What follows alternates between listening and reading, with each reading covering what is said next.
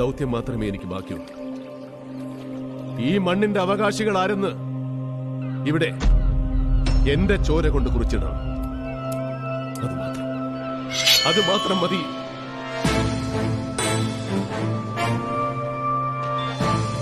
എല്ലാവർക്കും മറ്റൊരു പുതിയ വീഡിയോയിലേക്ക് സ്വാഗതം.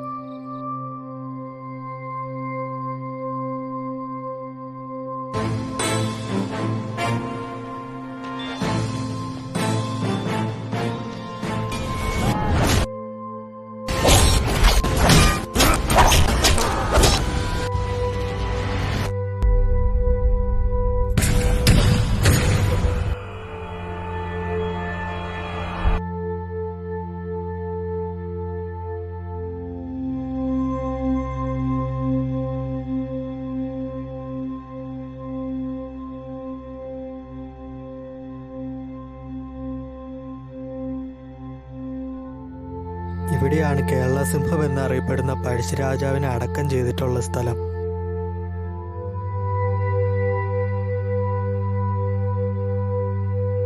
കേരളത്തിൽ ബ്രിട്ടീഷ് സാമ്രാജ്യത്തിനെതിരെ യുദ്ധം പ്രഖ്യാപിച്ച ആദ്യ നാട്ടുരാജാക്കന്മാരിൽ ഒരാളും കൂടിയായിരുന്നു രളവർമ പഴശ്ശിരാജ. ഇതുകൊണ്ട് തന്നെയാണ് ഇദ്ദേഹത്തെ വീര കേരള സിംഹം എന്ന് ഇന്ത്യൻ സ്വാതന്ത്ര്യ സമര ചരിത്രങ്ങളിൽ അറിയപ്പെടുന്നത്.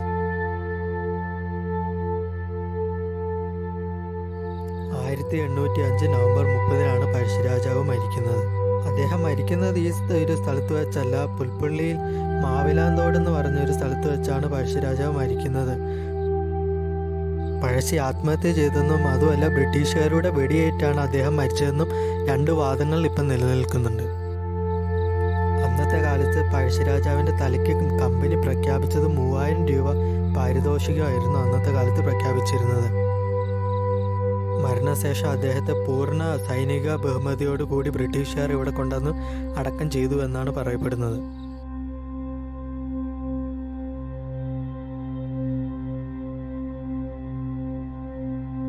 ഇവിടെ തൊട്ടടുത്തായിട്ട് ഒരു മ്യൂസിയം കൂടെ ഇപ്പോൾ നിലവിലുണ്ട്.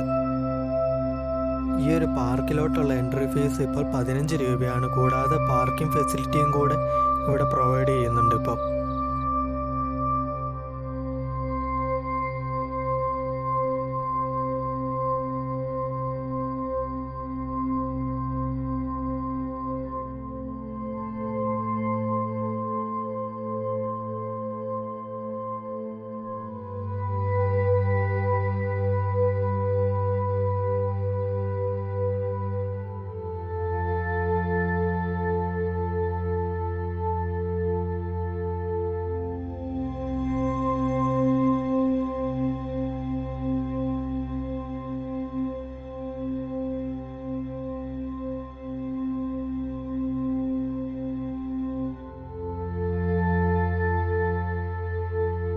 പഴയകാല വീടുകളും അവരുപയോഗിച്ചിരുന്ന ആയുധങ്ങളും മറ്റ് സാമഗ്രികളുമാണ് ഈ ഒരു ഭാഗത്തായിട്ട് മ്യൂസിയത്തിൽ നമുക്ക് കാണാൻ സാധിക്കുന്നത്.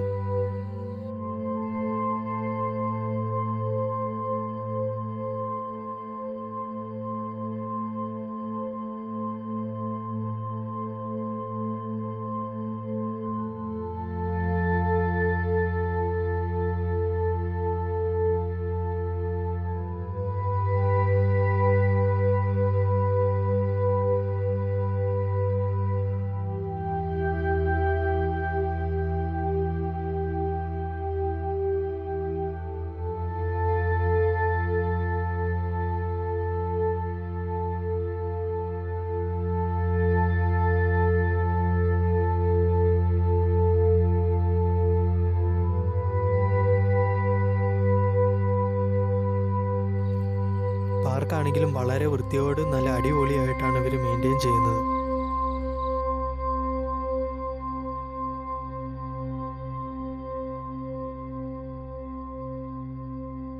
കുറച്ച് ടൈം സ്പെൻഡ് ചെയ്യാനാണെങ്കിൽ ഒരുപാട് ചെയറുകളും അതുപോലെ ചെറിയ ഹട്ട് പോലെ ഉണ്ടാക്കി നമുക്ക് ഇരിക്കാനുള്ള സൗകര്യങ്ങളൊക്കെ ഈ പാർക്കിൽ അവൈലബിൾ ആണ്.